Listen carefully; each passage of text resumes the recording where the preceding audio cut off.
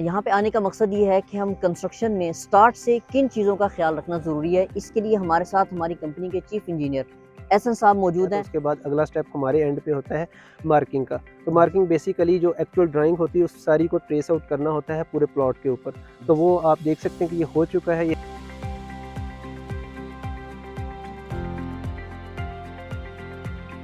अस्सलाम वालेकुम, मैं अब्दुल कुद्दूस टीम ओवरसीज़ के प्लेटफॉर्म से आपकी खिदमत में हाजिर हूँ। इस वक्त जैसा कि आप देख सकते हैं हम अपनी एक न्यू साइट पे आए हैं जिसकी डिमार्केशन हो चुकी है और एक्सकवेशन स्टार्ट होने वाली है। यहाँ पे आने का मकसद ये है कि हम कंस्ट्रक्शन में स्टार्ट से किन चीज़ों का ख्याल रखना ज़रूरी है। इसके लिए हमारे साथ हमारी कंपनी के चीफ इंजीनियर एहसन साहब मौजूद हैं।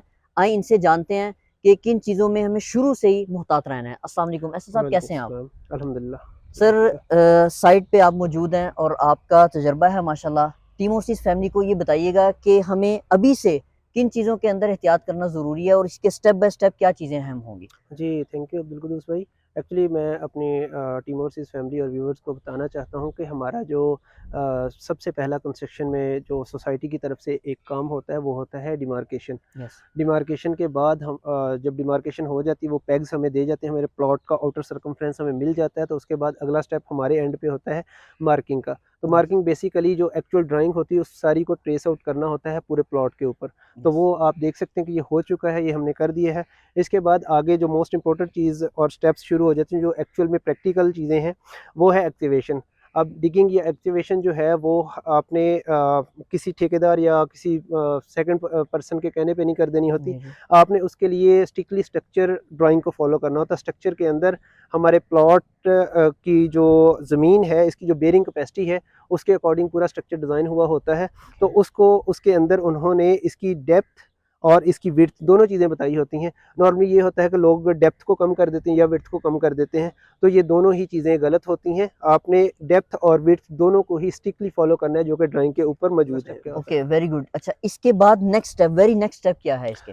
जी, अब्दुल कुद्दूस भाई, इसके बाद जो कि अक्सर जो लोग हैं उनको पता नहीं होता, या वो इसको स्किप कर जाते हैं, वो होता है टर्माइट प्रूफिंग। Very good. तो पूरी बिल्डिंग जो कि जिसकी लाइफ जो है वो 45 से 50 साल होती है, उसको टर्माइट दीमक से भी बचाना होता है। तो उसके लिए टर्माइट स्प्रे जो है वो करवाए जाते हैं। इसके लिए कोई अच्छी कंपनी हायर की जाती है जो कि मिनिमम 10 ईयर वारंटी देती है। बिल्कुल। तो वो पूरी एक्टिवेशन के हॉरिजॉन्टल और वर्टिकल फेसेस के ऊपर हम टर्माइट का स्प्रे करवाते हैं, और जितनी भी एक्टिवेटेड लैंड होती है, जो सॉइल निकली होती है, उसके ऊपर भी हम पूरी के ऊपर स्प्रिंकलिंग करते हैं। अच्छा, टर्माइट स्प्रे के बाद नेक्स्ट स्टेप क्या होता है हमारा इसके बाद? इससे अगला स्टेप जो होता है वो हमारा मुख्तलिफ एरियाज़ में फाउंडेशन जैसे डिज़ाइन की जाती है वो मुख्तलिफ होते हैं। जैसे कुछ एरियाज़ में पहले सैंड फिलिंग की जाती है, कुछ में ग्रेवल और सैंड का मिक्सचर बनाकर नीचे ले किया जाता है।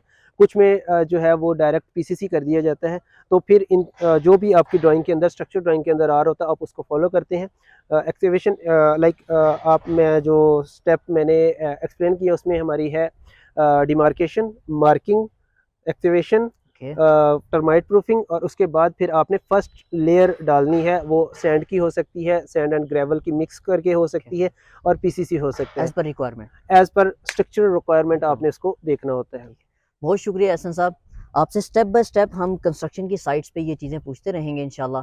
आपका बहुत शुक्रिया। जैसा कि आप जानते हैं कि thank you. Foundation grey structure एक मरतबा अगर तैयार हो जाए वो ज़िंदगी में कभी भी बदला नहीं जा सकता। उसका नुकसान और उसका दुख आपको हमेशा के लिए उठाना पड़ेगा। इसके लिए हमेशा अपना घर बनाने के लिए अच्छी कंपनी, अच्छे बिल्डर को हायर करें ताकि आपको बाद में नुकसान का सामना ना करना पड़े। मज़ीद इन्फॉर्मेशन के लिए team overseas Facebook page, team overseas YouTube channel को विज़िट करें, लाइक करें, शेयर करें और सब्सक्राइब करें। बहुत शुक्रिया। अल्लाह हाफ़िज़।